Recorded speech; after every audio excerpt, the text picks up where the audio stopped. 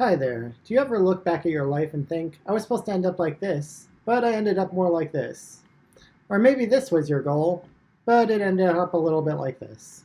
Do you feel forsaken by man and God, condemned to walk the earth as a fugitive and vagabond, questioning if God could love you?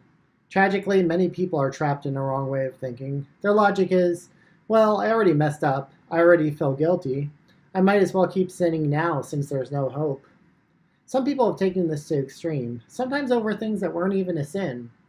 I once heard a story of a man who felt so guilty over having one beer that he completely gave up on life. 15 years later, he's an alcoholic, getting divorced for the third time or something crazy like that. That's really tragic, especially since what he did at first wasn't even wrong, except that it went against his conscience. What's next? Someone has one cigarette and thinks, well, I'm going to hell now. I might as well take some people with me and becomes a school shooter? All right, that might be a little bit extreme, but you get my point. People are so quick to forget that Christianity isn't based on our own righteousness. If you weren't going to sin from time to time, then what did Jesus go to the cross for? And the further they go from God, the less they feel like they can come back. Kind of like a broke person that doesn't want to check their bank account because they know it's bad. Yeah, it's bad, but ignoring it's not going to help. People see their soul as a child like it was a new pair of sneakers. When they get a new pair, you're careful because you don't want to ruin the nice, pristine state they're in.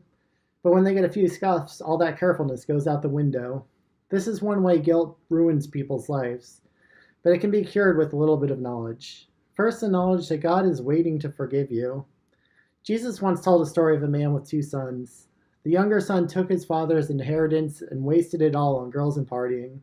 Then he had nothing left, and the only job he can get was taking care of pigs. He was so hungry he had to share the food with them. He was ashamed to go back to his father after what he did, and he was going to beg to be one of his servants because he knew he wasn't worthy to be his son. But when his father saw him, he ran to him, he dressed him with the best clothes and threw a celebration for him. He was happy to see him again. The older brother was mad because he never got that kind of attention, but the father told him, Son, you're always with me, and all that I have is yours. It was only right that we should celebrate and be glad, for your brother was dead and is alive again. He was lost and now is found. This is the merciful character of God, like it says in Job. He looks upon men, and if anyone says, I have sinned and perverted that which is right, and it didn't profit me, he will deliver his soul from going into the pit, and his life shall see the light. Lo, all these things God does often for man, to bring back his soul from the pit, to be enlightened with the light of the living. Maybe you're like Peter. He was living the good life with Jesus. He was bold, never afraid to say what he was thinking, even walking on water. He told Jesus he would never deny him, even if he had to die with him. But when the time came in the adrenaline of that night, he did deny Jesus, just like Jesus told him he would. When he thought about it, he wept. He thought, how could I have done that? Jesus not only forgave him afterwards, but even before it happened. In other words, he knew it would happen, and he knew that he would forgive. He told him, Simon, Satan has desired to get his hands on you so that he can sift you like wheat. But I have prayed for you that your faith doesn't fail.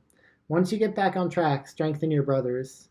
But he was still confident, and he said, I'm ready to go with you, both to prison and to death. And Jesus says, listen, Peter, before the rooster crows this morning, you will deny you even know me 3 times. Notice Jesus told him to strengthen his brothers, because he knew Peter would deny him, but he also knew that his story wouldn't end there. And in fact, there would be others that needed him even after he messed up. Or maybe you never even believed in Jesus. Don't stay in the dark and never acknowledge that you have any sins at all. It's like a person that doesn't want to go to the doctor because they don't want to know what's going on. Today's the perfect day to believe in Jesus and know that your sins are forgiven. They've been nailed to the cross. So don't let guilt keep you from a relationship with God or from a better relationship with God. If God says he loves you, is it really logical for you to hate yourself? Believe what God has said. Thanks.